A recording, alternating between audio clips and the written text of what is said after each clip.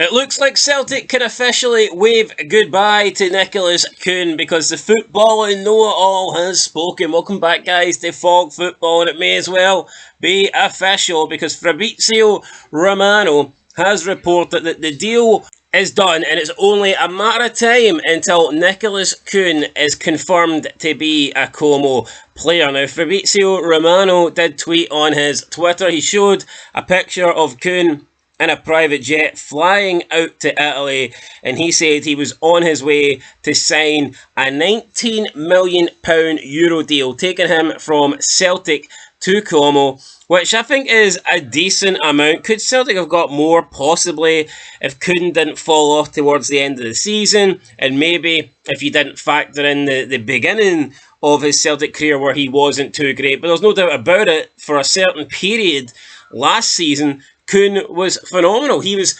probably, arguably, at least just as good as Maida. Maybe a little bit better than Maida for a shorter period of time. Maida, I think, was consistent throughout the entire season, but there certainly was like a 3-4 month period where Nicolas Kuhn was looking like the top player. And most people, I think, by November, December, would have probably have expected Nicolas Kuhn to win the Player of the Year, but then we all know that Dyson Maida just turned into a machine. He turned into an animal, and he ended up scoring a shitload of goals, and rightfully, was named Player of the Season. But let's have a look at Nicolas Kuhn's stats, and not just for last season, but his overall time at Celtic. So if we look at the 2024-2025 season. Overall, he made 51 appearances, scored 21 goals, and got 15 assists. So if you look at it from a goal contribution standpoint, he had 36 goals last season, which is a great tally. 51 appearances, so that is what, about 70%, maybe even a little bit higher than that he was either scoring or assisting a goal. If you break it down into competitions, he had 28 appearances in the Premiership with 10 goals and 8 assists. So again, another really, really good record. Champions League, he also contributed to that as well. 10 appearances and he got 3 goals and 1 assist in there. The Scottish Cup was his least performing competition. He did not score a single goal in 5 appearances, but he did get an assist nonetheless. And in the League Cup, he made 4 appearances in that, scored 5 goals, so averaging more than a goal a game in the League Cup, and he also got 4 assists. So that's crazy. 9 goal contributions in the League Cup, averaging 2.25 goal contributions a game.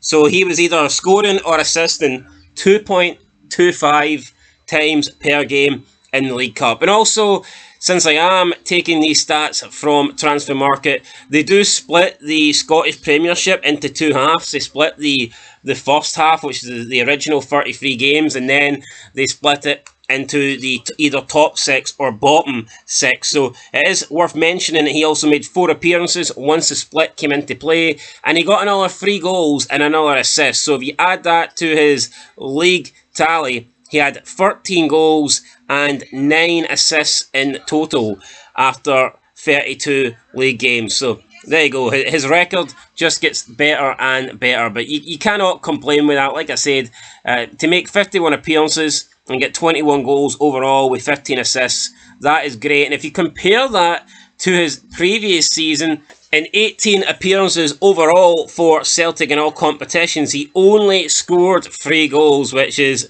not good at all. It's averaging, 1 goal in every 6 games. So, you can definitely see that maybe he wasn't at his best when he first came to Celtic, and there's no doubt when the 2024-2025 season came around, he was in much better form, at least for the first half of that season. And it's a player that I think Celtic will miss. I know they've just signed Benjamin Nygren, but we can't tell if Benjamin Nygren's going to be up to the level of a Kuhn. We don't know if he's going to be... He could be better than Kuhn, but he could also be worse than Kuhn. So, I mean, it is a bit of a gamble that Celtic are taking by allowing Kuhn to go, especially when you consider that Jota is also injured and he won't be back until around December time, November time, probably at the soonest. So, yeah, Kuhn leaving Celtic after only 18 months. A good business, though. I mean, they are losing a good player, but they paid about £3 million for him. And when you convert the euros into British pounds, they're going to get more than 17 million. I think it works out at around 17.2, 17.3, something along those lines. So they're making a big profit on this guy, about a £14 million profit. So when you factor that in, and he did contribute, quite a few goals, he helped them win the league. He helped them win the League Cup.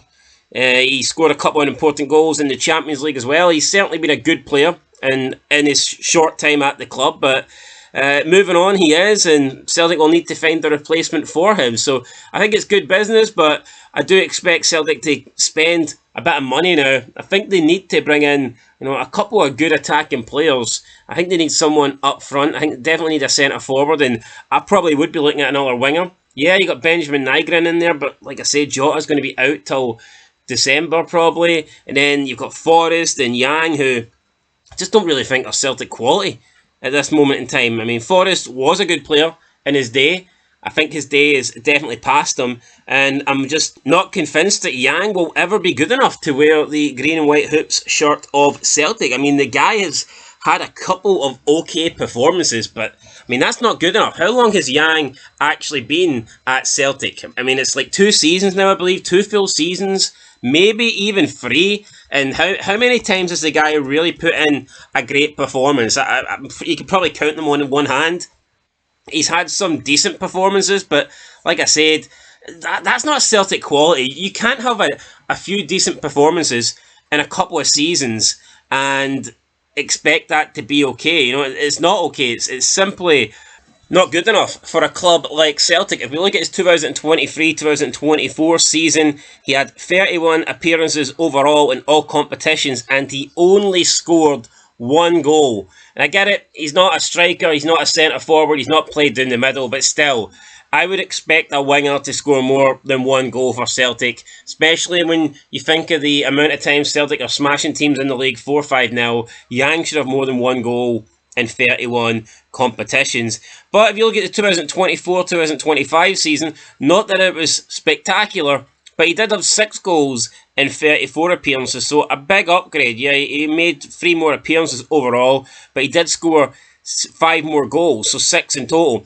Now, I think you can make an argument he probably did play more minutes, and he may have got more starts last season than he did the 2023-2024 season, so that could be a reason. That could be an argument as to why he scored a bit more, but still, overall, I just don't think Yang will ever be good enough for Celtic. And if he is going to be, let's say Yang stays at Celtic for the next 3-4 seasons, to me, he's always going to be a guy that is like 4th, 5th, 6th in the pecking order in the wide positions. I just can't really envision Yang being a starting player for Celtic and still being at the club. I think if Yang is going to be a starting 11 player for Celtic, then they're probably in trouble, and they've probably sold quite a few good players or bought poorly for Yang to be in that position. But anyway, Yang looks like he's staying, and Kuhn is pretty much gone, because Fabrizio Romano has reported it. And like we say, anytime he reports something,